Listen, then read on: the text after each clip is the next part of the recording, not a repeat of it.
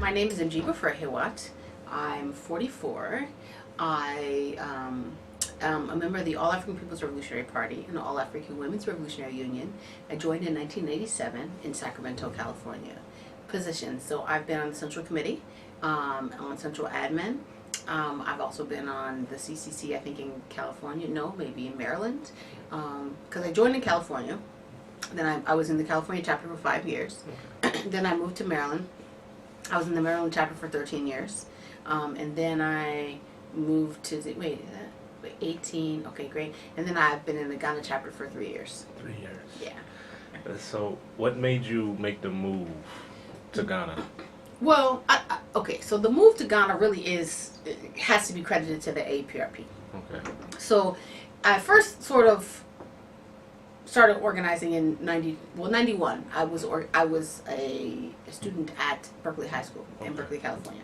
And there was a brother who was in the African American Studies program called Brother Allende. I mean, he was teaching an African American Studies program, and his name was Brother Allende. And he was teaching African American black male-female relationships.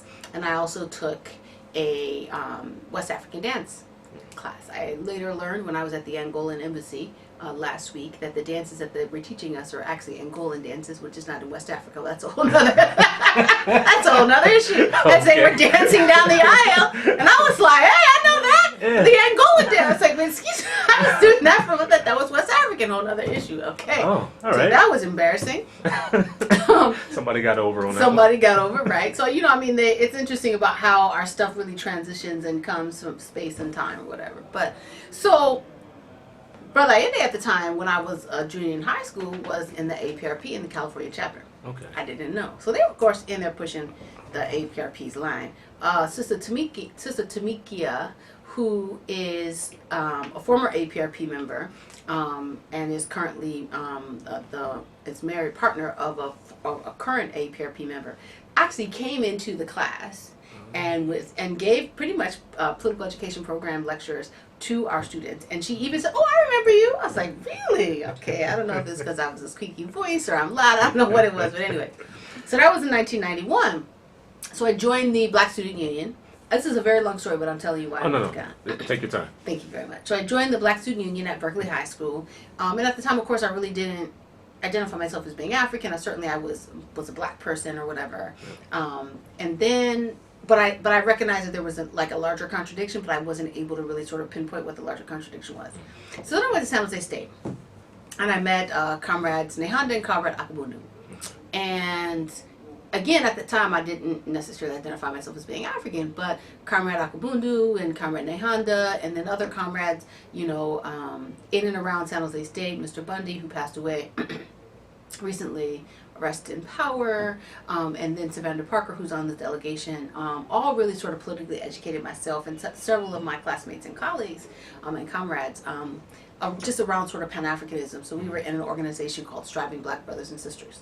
And that organization, we really did a lot of sort of political work. Like we had Kwanzaa, we had an African naming ceremony, all of this stuff sort of on the backbones of like this political education that Nehanda and A-AWRU were sort of promoting and pushing us. I think I went to a couple orientations when I was an undergrad, and I was like, yeah, I can't really join a party because I don't really have time to read books. Very, very strange. Very strange analysis. It's no different now. It's a ridiculously stupid reason, but that's a whole other issue. So in 1996, Nehanda and Mr. Bundy and Savannah Parker, they organized something called the W.E.B. Du Bois Scholarship Program, where they were taking students from San Jose State to Ghana.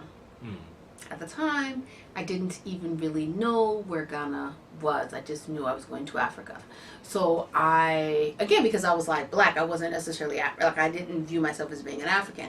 So we came, and I was like writing these letters, and I tell the story all the time, like I was writing letters to people to give money, because this is in the 90s, there was no like real email computers. Yeah.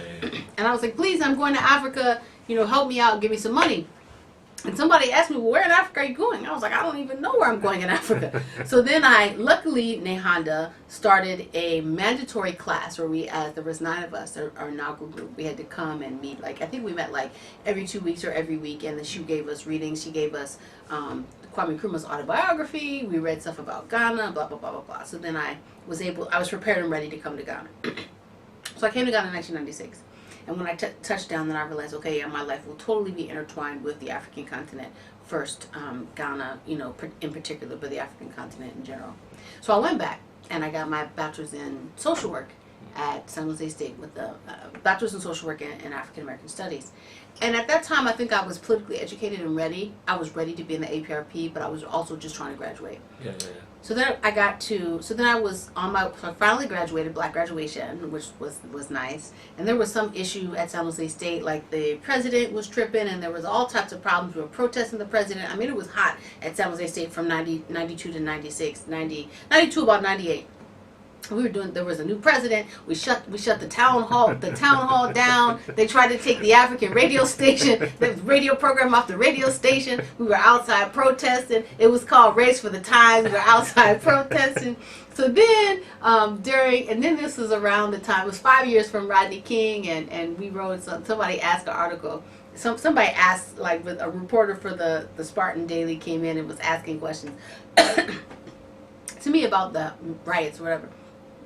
And I gave some point. And the president said to Nehanda at the time, how long has she been here? Will she ever graduate? So I was like, maybe it's time for me to leave San Jose State.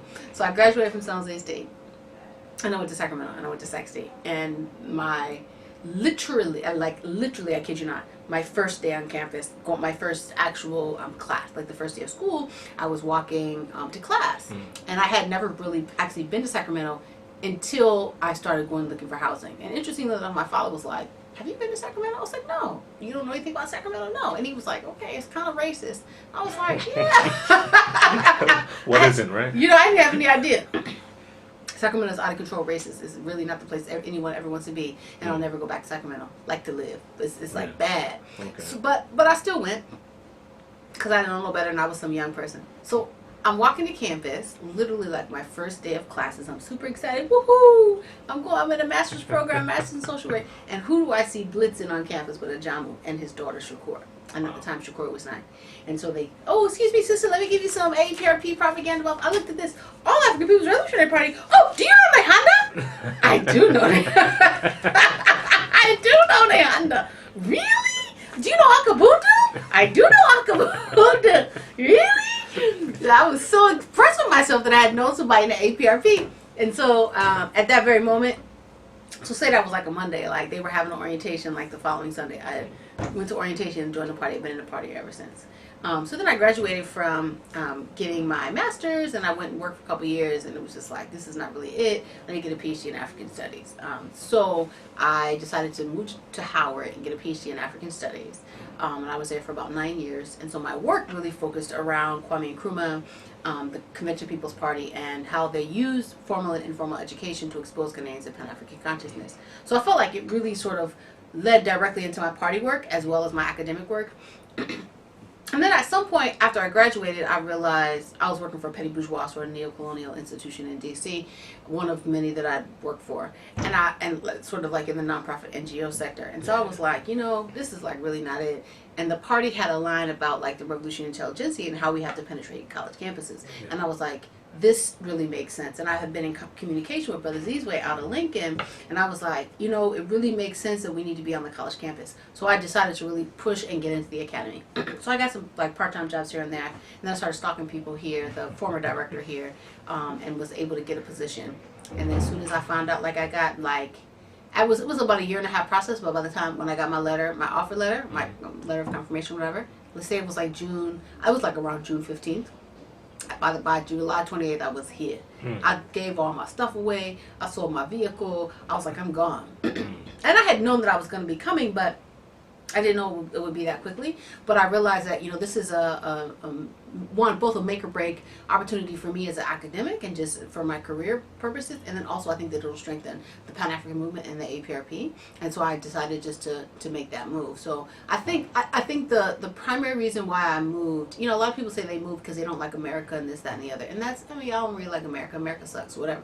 But that's not the reason why I moved. I think the primary reason why I moved is because I wholeheartedly believe in Pan-Africanism. And I think that in order to, truly make a contribution to the Pan-African movement, you have to be on the ground. Africa is primary for a reason. Yes, and in order to sort of politically educate the revolutionary intelligentsia on the ground in Africa. You have to be on the ground in Africa. And I think that is why I made that critical decision to move. And I've learned a lot of things since I've been here, which really will help the APRP sort of transition to the next level. So that's a very, very long story. So what would you say is the fundamental difference organizing here on the ground and organizing in, say, a colonial state that you came from, like America? Yeah, I mean, I think there's a couple of differences. I think the conditions are definitely much different. I think economically people are really struggling here, and so the economic struggle oftentimes overtakes the organizing. And this is, people are struggling back in the U.S. also through it, so it's not as though people are not struggling back in the U.S. Economically. Generally our people are, but I think the challenges that people have here economically, because the economy is so depressed and because Europe is underdeveloped and the West is developed on the result of Africa's underdevelopment, we find that we are 5 or 6 steps behind everyone else economically, right? So, for example, you gotta have like multiple jobs, right? Like me, I got multiple jobs. So you see, you have to have multiple hustles in order to even survive. And so then there's the other issue of not having enough formal sector jobs around. So then many people have to do informal or their own business, small businesses, and then the market is then saturated with sort of some of the same sort of shops or businesses, or someone selling sobolo, or someone selling kati cake, or someone is making clothes or whatever. And so everyone is struggling economically, and so that struggle economically, people have to make a critical decision about, well, do I join an organization that really I have to give to financially and I have to give my time to, or do I feed my family? So I think that's a particular struggle. And I think the other issue that is very similar is the ideology, right? The level of ideology on the continent. A lot of times people come here and they think, you're going to be like getting off the plane and people are going to be like, oh, African, woohoo, you're home, woohoo. There's going to be like drummers and like people will be like, system, brother, welcome, doom, doom, doom, doom, doom, doom. And like you get off the plane and like it's not there and you're disillusioned. Yeah. And I think that we oftentimes think that there's the higher level of Pan-African activity or Pan-African ideological framing on the continent, and it really, on the ground, it's really not the case. I would say that there's colonial education both here and in the States. And then I think the other thing, so there's that similarity. And then I think the other thing, honestly, which I think is perhaps there's some disparity, but I don't know if there's a real difference. There's a difference, but not necessarily a negative way. I think organizing in the U.S., you have a lot of people who really are insular in regards to their organizing, right? And I was just talking to a comrade out of South Africa about that, and that, a lot of organizers, Pan-African organizers or revolutionary organizers in the U.S., they're very, very focused on like U.S. politics and like how the U.S. is like negatively impacting African people there, without really recognizing that the U.S., the oppression of African people, oppression and exploitation of African people in the U.S. is connected to a larger global capitalist system. And so you're constantly kind of fighting with someone about, police brutality in the U.S. or racism or, all of these like very, very like micro level challenges and exploitation. I think it's the prison system now. Exactly. The prison industrial, the prison industrial complex, the new Jim Crow, all of these I'm down with Michelle Alexander. Sure. But what happens is we have to tie sort of these local, very local issues of exploitation and oppression to this global, this concept of global imperialism or new imperialism. And I think that it's easier to do so here because there's a more global perspective of world events. There's a more global perspective of what's happening outside of in country here. So we kind of have like a more global view living on the continent. Even a taxi driver or anyone that you would even think maybe this person hasn't gone to school and they don't really have any access to this global analysis, they have a tighter and more comprehensive global analysis. I've noticed that. Yeah. Than comparing it even to someone who has a first or second degree in the U.S. Right. So I think that is a real dynamic. And then I think honestly, to organize here is to understand why Africa is primary, right? Yes. It becomes difficult to understand why Africa is primary if you're not, if you don't spend considerable amount of time or you've not traveled, you've not, and our recent delegation, I'm sure, also has some renewed faith as why Africa is primary. And so I think that really helps. So there's no confusion about why Africa is primary and what can happen with if Africa really controlled her resources. If Africa could negotiate collectively at the world market for her raw materials, all of that stuff. Even if we could collectively negotiate for importing of food, right? Our prices would drastically reduce and our economy would drastically increase. And so having that kind of like on the ground experience, and even looking at the experiences of the masses on the ground and sort of some of the challenges that we deal with, there's also particular level of urgency for Pan-Africanism to move forward versus you ride in your fancy car in DC or New York or whatever the case may be. You're listening to your X Live, X what is it, Live whatever, XYZ. No, that's us. What is that thing? The satellite. Series, exactly. You listen to your series, you see you're chopping down some nice food every time, you feel me, you're going to your nice Harris Teeter and you're in the air conditioner, you know what I mean? You're balling like really, and comparatively especially.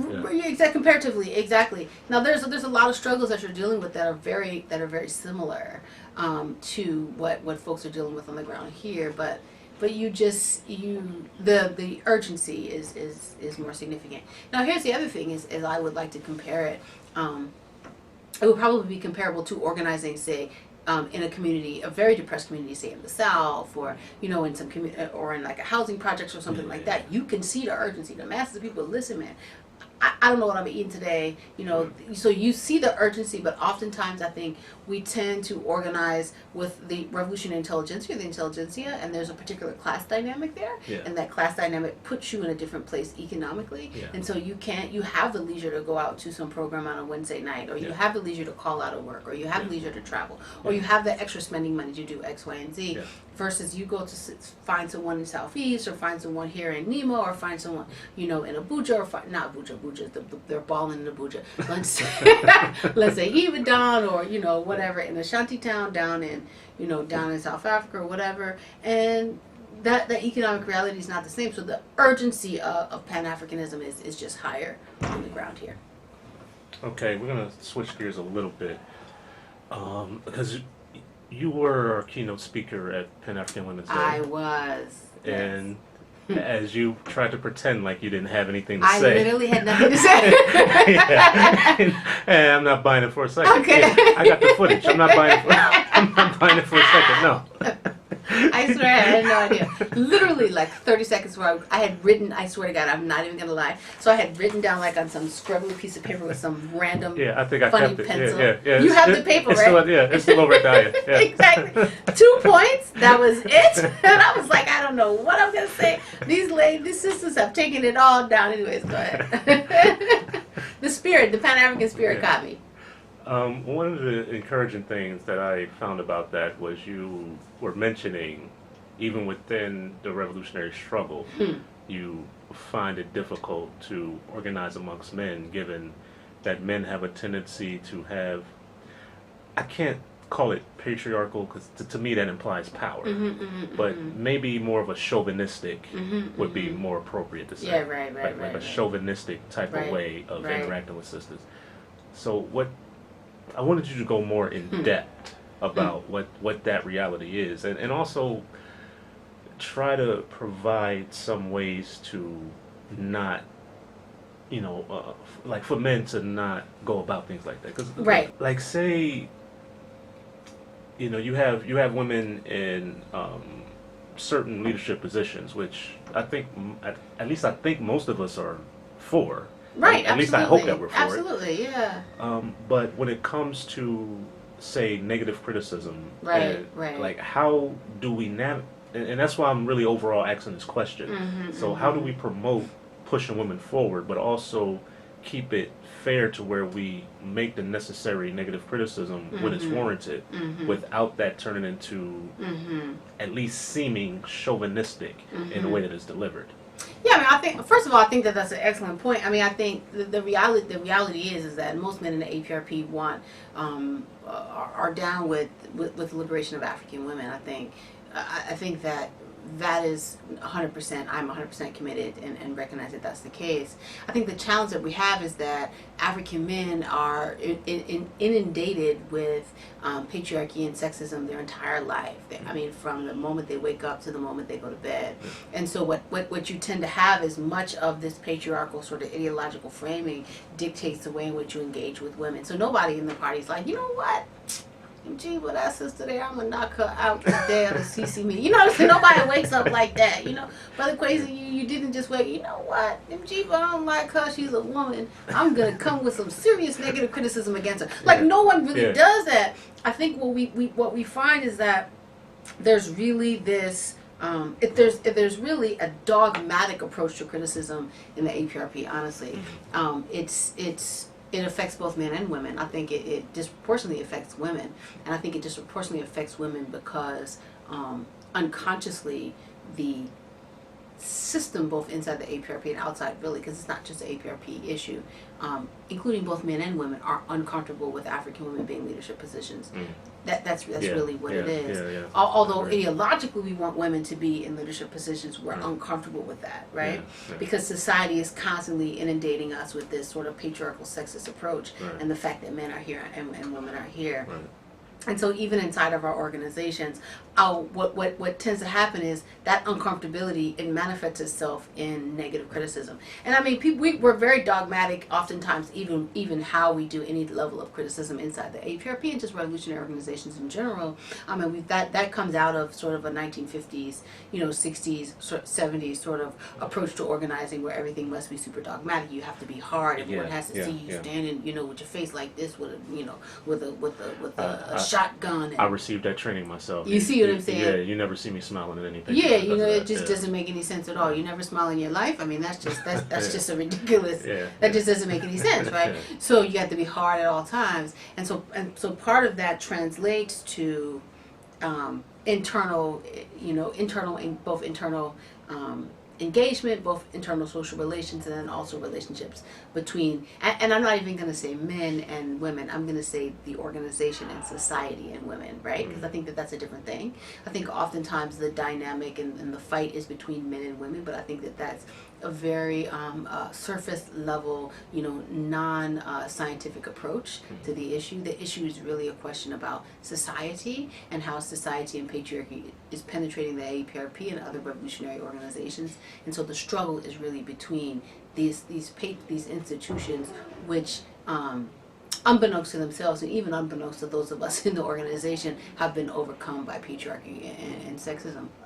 And I think that that's a particular point to make, that nobody is waking up talking about I'm a down Mjiba, or I'm gonna be a sexist person, or I'm gonna, like, nobody even wants to be sexist. I mean, most brothers in the APRP, and I say most, I don't even know of one brother that I can think of that wakes up and says I'm against women. You see what I mean? This just doesn't happen. It just doesn't happen. So I think that we need to recognize it from that perspective, and I think once we begin to address it from a perspective of it's not you, the man, it's not even your behavior, but really there's a system of patriarchy which is dominating the APRP and the way we engage, even man to man. Because the criticism that we're giving, even from man to man, is very dogmatic. It's very much about tearing someone down versus really addressing the behavior. So it turns into a personal criticism versus a criticism about the behavior.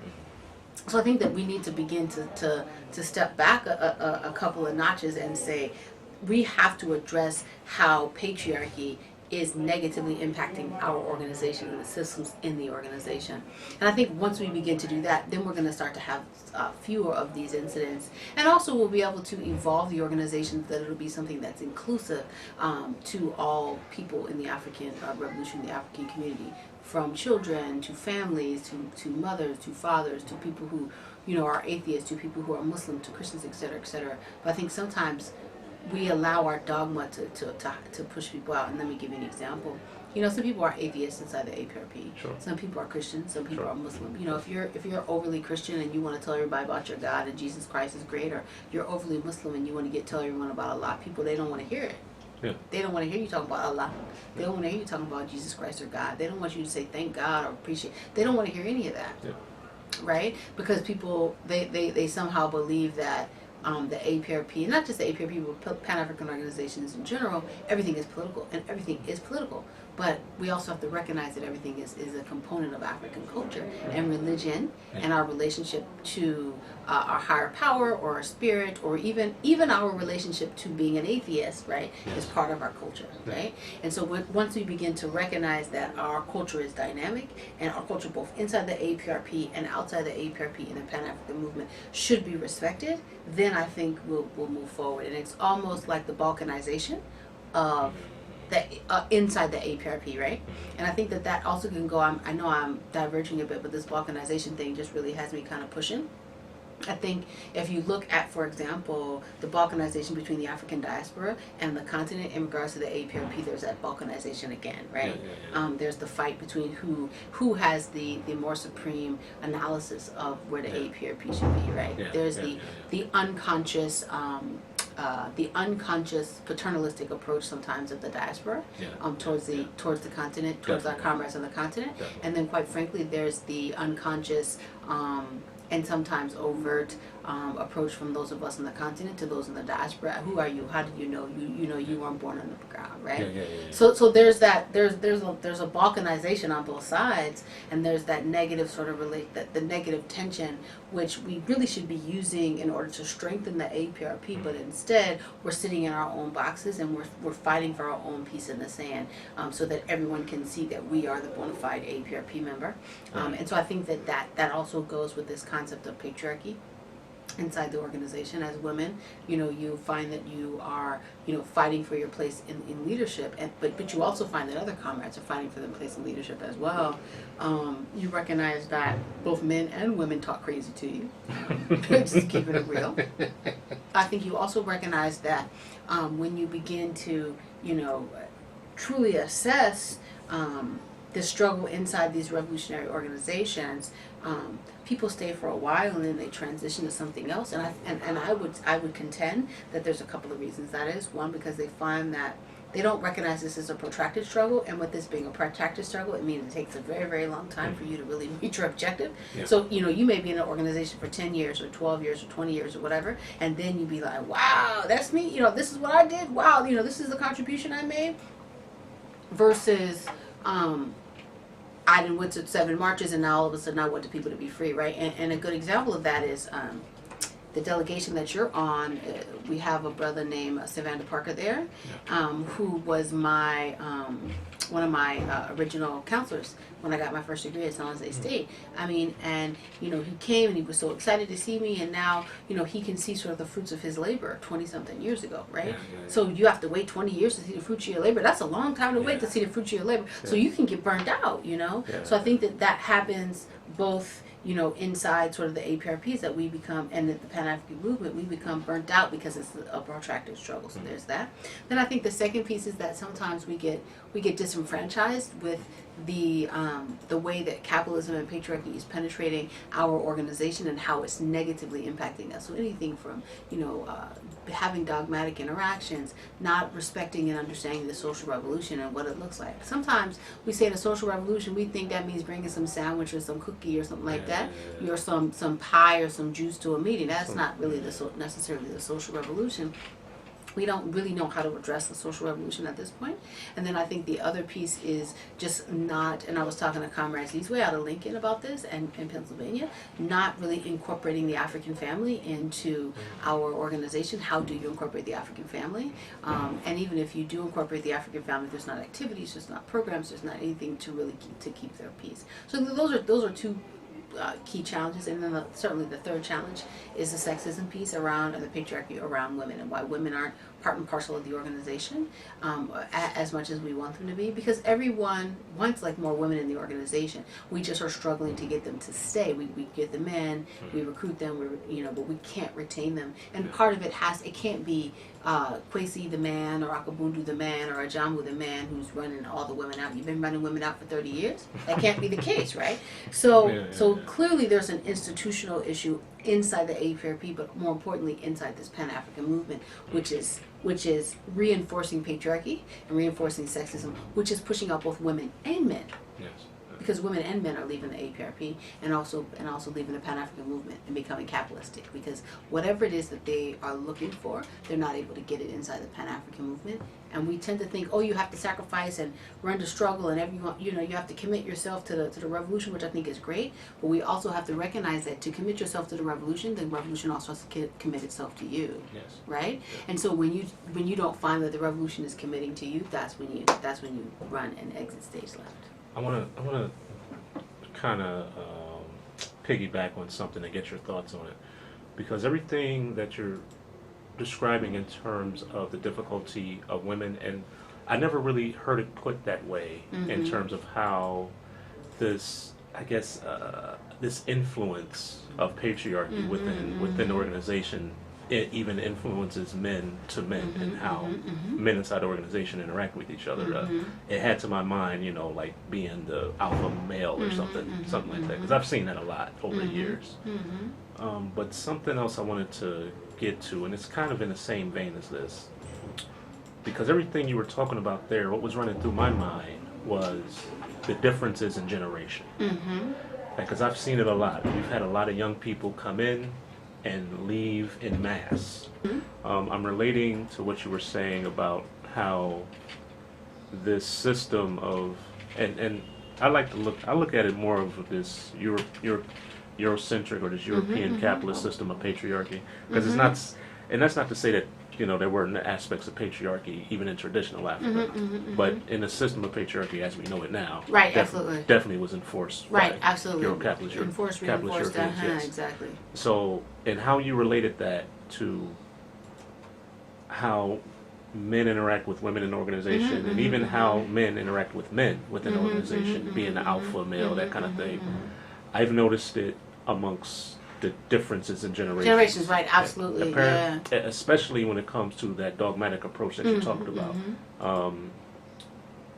Because I've talked to people around my generation, my age, and they would come and they would be, kind of frustrated because, they want to try different things and try to insert different things, and then, you'll hear this term like senior cadre be thrown out there, and they disagree or they don't with senior cadre MGB, she won't agree with that, or okay, here comes good big brother senior cadre. Yeah, some big brother almighty type. Yeah, big brother almighty senior cadre on the APRP. Yeah. And so, we got a lot of young people who leave because of that. But for those of us young people who stay around, we still have to struggle in that same vein. I think that you were talking about. Yeah, absolutely. And so. The youth, absolutely. I just wanted to get your thoughts on, because I know you've had to have seen it, because you're not really, I'm way closer in age to you than I am the majority of this party. Right. So I know you've had to experience it and seen it. So I just want to get your thoughts in terms of that. I think that's part and parcel of the same system. I think that sometimes we take this African culture piece a little bit too ridiculous. You see what I'm saying? We go out of control with the power and the dynamics and the elders and the people who have come before us and whatnot. I think it's quite unfortunate, but oftentimes we try to find as African people power wherever we can find it, because we don't have it in society. So if we find it in the APRP, then we hold on to that power. It's a power struggle. I'm not sure why we're holding on to the power, because the reality is you ain't got it's elusive power, which is a whole other issue.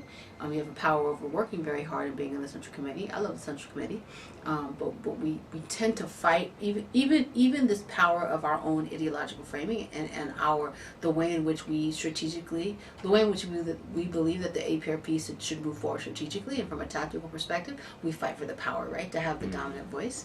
I think that is certainly a major issue. I think the youth piece also is just a fear. There's an innate fear in us as we get older that somebody's going to come and replace us, not recognizing that really our role as elders, or our role as older individuals, is really a role of guidance, and sort of the best way that we can make our mark is to recruit people in politically educate them and see them grow and blossom. So I think that there's that, and I think that honestly, again, it goes back, it's not really the individual, it really goes back to this, sometimes our institutions are so heavy with bureaucracy, and the lines are so they're drawn in with such how can I say it, like with like permanent marker, you know what I mean? Like there's lines drawn with like the line and structure, like the structure is drawn with like the permanent marker that like you can't get off the wall, you know what I mean? There's no evolving. So there's like the line is here, and like, you know, like your kid comes and they like draw on the wall, and like you can't get, only way you can get the marker off the wall is to paint over the marker. Right. That is how permanent our structures are inside the APRP. And the line should be permanent, right? Because the line is the dopest line out there. Yeah. It's the baddest line out there. But how we implement that line is the challenge. And I think having a very static structure, which does not flow and does not move and is not, it clearly is not a representation of culture, because if it was, it would be ever changing. Right. And we certainly are not using, as Kwame Ture says, not just Kwame Ture, he didn't coin this, but the tools of analysis, you know, in order to critically analyze from a scientific perspective the structure. We're not doing that. And so I think that what you find is, you find a situation where the structure is so rigid that it really runs people away, old and new. But the new ones, they tend to move, frustrated faster for a couple of reasons. So part of it is not necessarily the APRP's fault, because many organizations are having these same problems. Yeah. Part of it is the time and space in which we're in, right? Part of it is this Instagram, Twitter, YouTube generation, where you can go onto YouTube and find what Kwame Ture says, and all of a sudden you're like a Pan-Africanist that didn't organize and study for like 100 years. You know, you can quote, well, Kwame Ture said this, or so and so said that, or whatever, and you're like, even if you read 100 books. Brother Malik used to say, listen, if you read, you know, Malcolm X or you know, How Europe Undeveloped Africa, or Class Struggle in Africa, in your room at 3 o'clock in the morning, burning incense and drinking tea, it doesn't necessarily make you a revolutionary, right? So what you find is that you find a lot of times youth, they don't have the patience, right? Youth could be your friend, and it could be your worst enemy, right? Youth don't have the patience. They don't have the patience to sit down and listen and observe and allow their ideologies to evolve, and allow themselves to learn from those that came before them. They don't have that patience. So there's that piece. So we have to recognize that. I think we also have to recognize that we oftentimes are afraid for youth to step in and take their rightful place in the revolution. And I think it's hard sometimes, because we look at our own mortality. And I think not only do we look at our own mortality, but we look back in our rearview mirror, and we're thinking, we've been in this APRP for 20 years. What exactly have we achieved? You know what I'm saying? So then we start questioning like our own mortality inside the organization, not even like our physical mortality. And so I'm like, dang, I done been to. Then you start counting. Well, I done went to work study every 2 weeks, twice a month. You know, for 20 years. That's this many hours of work study, and I done recruited this many people. What about, what do I have to show for it? So you don't want to question that. So then you begin to push back on those that come in, because you want to have the supreme sort of analysis or knowledge of the APRP. So I think that certainly, and that's a very, very unconscious thing. It's very unconscious, because who recruited the youth in the first place? Right? And then I think the other thing, honestly, is the society, like the time and space that we're in. Honestly, there are some challenges that are happening in the world, but the world has evolved to a space where we no longer have, apartheid South Africa, right?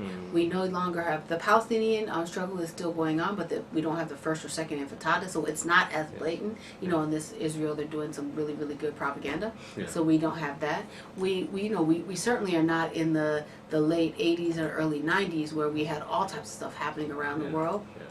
These anti-war movements, all these different things going on. And so what happens is you have people that have divided attention. So certainly we have the Black Lives Matter movement, we have these other movements, but we also have to recognize that these movements are very much about personal, like how it makes you feel, right? So you can march through the streets of DC, Black Lives Matter, Black Lives Matter. You know what I'm saying? You go to the house and you feel good about yourself, right? But nobody and then at the very moment, Black Lives Matter, and then you look on your phone and somebody had been shot down and laid in the street again, right? And so, but even then, that gives you a particular level of self-confidence and boost that you have done something to transform the conditions of African people in the Black Lives Matter movement. The reality is you really have done nothing. All you've done is march through the streets and said Black Lives Matter, and you may or may not have helped somebody, but what that gives you a sense of entitlement and excitement that you have seriously contributed. You feel like you've seriously contributed to the revolutionary movement when you've really just marched for like 10 minutes or 20 minutes. Let's give you a couple of hours. Fine, no problem. Maybe you organize the march. That's fine.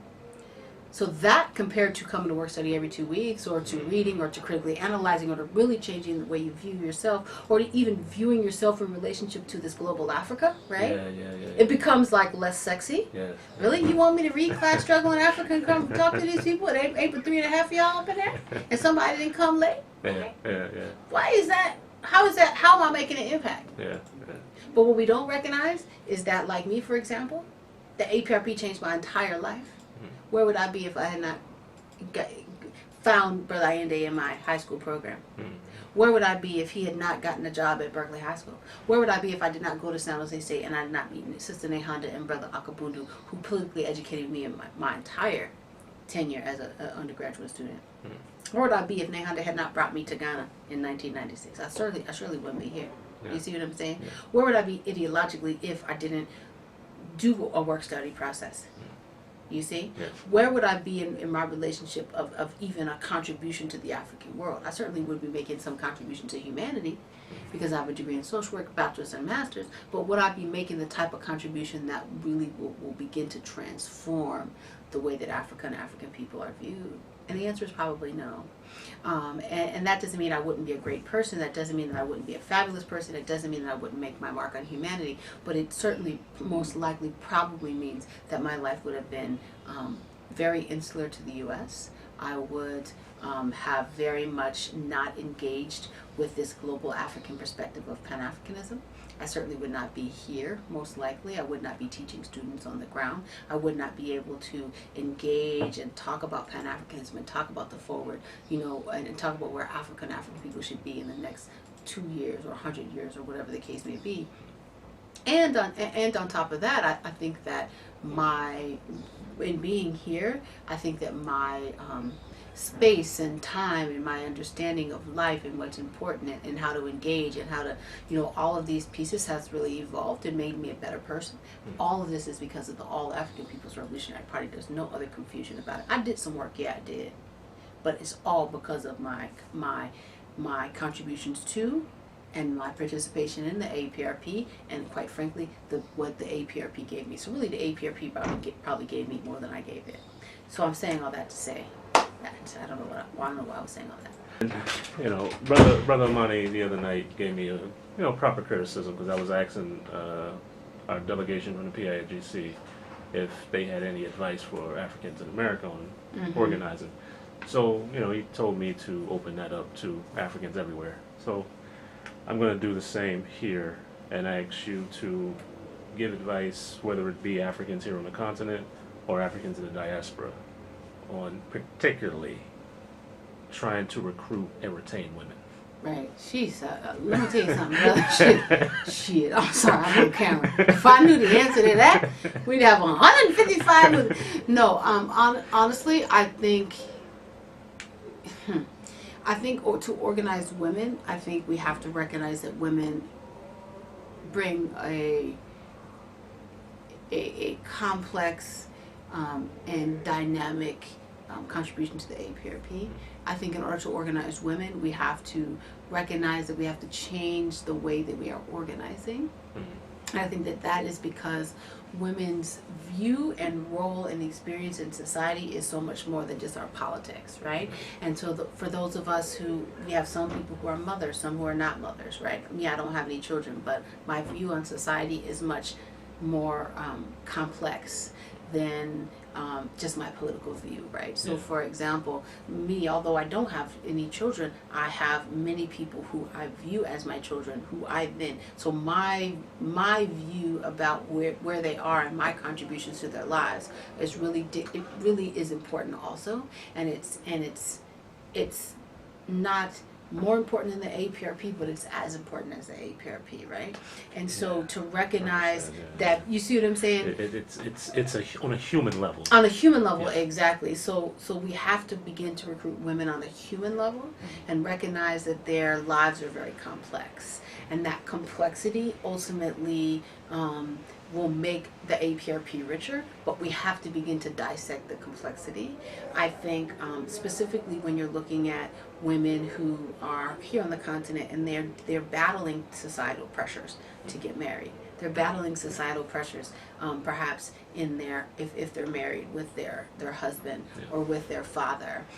If you are a mother of multiple children, like one of our comrades who I'll stay with in Sister Chai, who I'll stay with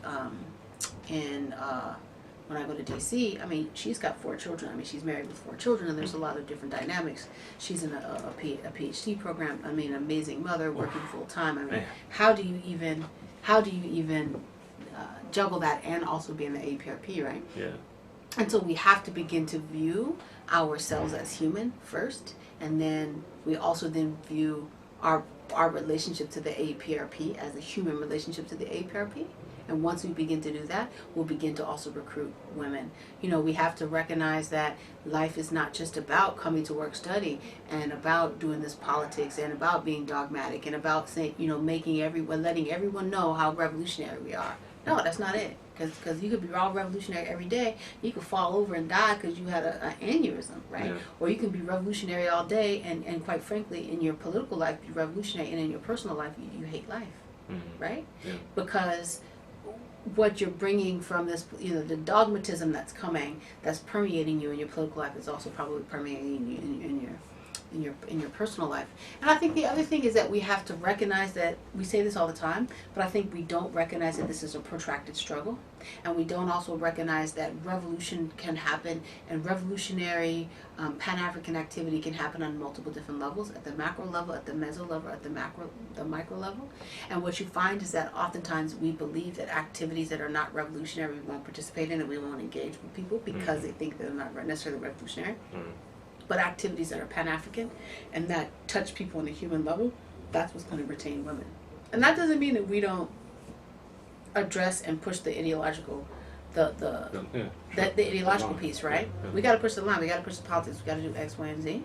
But we also have to recognize that women and men, and not just women and men, we want to feel as though we're making some contribution. And we also are human. And so if, for example, you're in the APRP, you humanistically have a drive to, because you see that African people are not being treated fairly and they're being oppressed, and we need to manage our own affairs. And so that means that somewhere in your heart you recognize that people are struggling.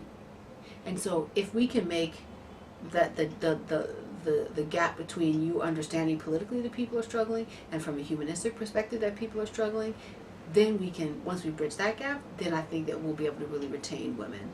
And I think the other piece is that we have to really consider, what do we do with people who, after they finish, because our model is very much for college students who have no children, no family, Yes. you know, they live on the dorms and Yes. blah, blah, blah. You have Yes. to come up on campus 4 or 5 times a week. Yes. Like, our model is very much skewed, and that model is not necessarily working for the majority of the APRP and really the majority of the Pan-African movement. We have to expand the way we even view or understand what is the African intelligentsia. And then I think the other piece is, quite frankly, is that we have to begin to say, how do we not recruit the African woman or not recruit the African man, but recruit the African family, both extended and nuclear, both ideological and biological, right? We have to begin to look at it from that perspective. And that, once we begin to recruit the African family into the APRP, then we'll retain more African women, right? Because it's not just enough, oh, let's just bring child care to a meeting and that's going to have a sister state. That's not going to resolve the issue. I hope somebody never said that. No, people say it all the time. Oh, you know, but what is that? But here's the problem. The problem is that and I'm not dogging nobody out for saying that, because it's a real. We're really trying to figure out how to get women to stay, and maybe it's child care, right? Maybe it's something else. Like I was just telling you before with the camera was on, that I love y'all, but I'm glad to see y'all go and get back to my normal life, because I'm tired. Since this past Monday, I've been combining work and APRP and this and that, and I'm tired. You know, like literally tired. And I'm physically tired. I'm literally tired. You see all the people coming out of your office. As a woman, even in the academy, you're tasked. You're overtasked.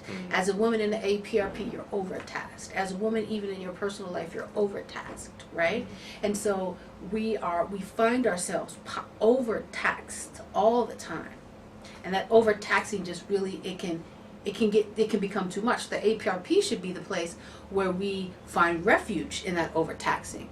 But what happens is the APRP is the patriarchy and sexism and even individualism has really penetrated the APRP structures, and so it's such a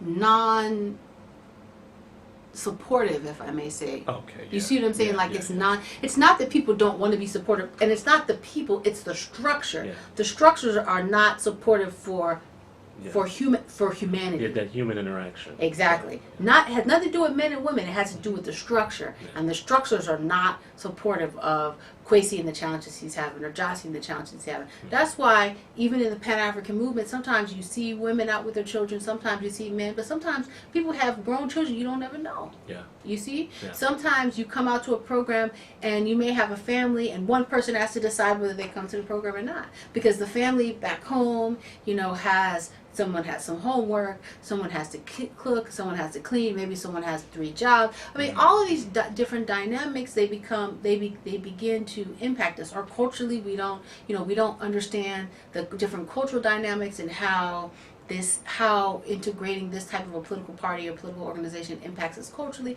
So all of these things, we really need to do sort of an internal discussion, we need to turn in, we need to do an inward looking assessment about how we take the APRP kind of out and rebrand it and recondition ourselves both structurally as well as individually about how to sort of reimagine the APRP so that it really can welcome the entire African family into the mold. All right. So far as questions, that's all I have. Great. If there was any final thoughts that you have, go ahead. Let me see. The final thought. I mean, I feel like the final thoughts is, although we've raised some criticisms about the APRP. I mean, I think it is an amazing organization. I mean, it definitely has the tightest line out there. I think that all organizations have challenges and problems. I think all organizations go through a period where they are trying to figure out what's going on, how to rediscover themselves, how to reimagine themselves. So this is not a death sentence to the APRP. I think we just have to have the courage as APRP cadre to say that this is the time when we need to do a serious internal investigation about where we need to go. And sometimes, you know what is required for that sort of like internal assessment is just to kind of step back and let our emotional attachment to the organization go and recognize that we have an emotional attachment to the organization, but that can't dictate or that can't stop our ability to reframe, reimagine, reinvigorate the APRP as we know it. And that's the law of dialectics. Everything comes and everything goes, right? Everything ebbs and flows, right? We start here and then we transition to another space. To analysis. Change exactly. is constant. It's constant. It happens every moment, right? So right now there's something that's happening. Tomorrow or in 5 minutes it's changed. So I think that's the key. And I think last thoughts. I strongly encourage just all APRP cadre, just Pan-African cadre, to really consider moving outside of their space to organize and moving outside of their space to really engage with other African people, because I think that it really opens up the way that we view ourselves, and I think it also opens up our passion and our drive to fight on behalf of our sisters and brothers in other places. And it really, in my opinion, it really enhances our lives, like personally enhances our lives, right? So like me, for example, I don't think that my life would be as rich as it is now if I didn't make the critical decision to move. You see, I wouldn't. It wouldn't be where I am. I wouldn't understand the Pan-African movement as I do now. And I still have plenty of time to go, right? Yes. Plenty of space to go. But even this 3-year period has really transitioned the way I view the Pan-African movement, right? And so I think that we need to really figure out how do we incorporate that into not just our program, but just the Pan-African movement in general. And I'm not just talking necessarily about coming to the continent. I mean, for example, maybe you go to Brazil Sure. Maybe somebody goes to, Cuba. Maybe Sure, somebody sure. you see what I mean? Yeah. And you sit down and you organize and you see, and it's not possible necessarily for everyone, but I think the more that it becomes possible, the more that you come back and you do this documentary and we talk about it, this is what happened and blah, blah, blah. Those who aren't necessarily able to travel or able to make that trip, they also engage because you're struggling with them to take their ideological understanding and development to the next level. So that's what I would suggest. And then lastly, I mean, I think I can't not say this. I think that the most important thing that we can do as African people is join an organization that has an ideological process, a political education process. Because if we don't, we'll be in some serious trouble. Or whatever. Rappers never. Forward to Pan-Africanism. The total liberation and unification of Africa under scientific socialism. Sister Mjiba, Yes, and please. I'm sorry I don't know your entire name because I've always known you as Sister Mjiba. System Mjiba's fine, brother. Don't even worry about that. System Mjiba. I'm the masses of people, System Mjiba. All right. Well, we really appreciate it. This Thank was you. amazing, and thank you. Thank you. I appreciate it. I look forward to this documentary. I mean, it's going to be tight. I already know.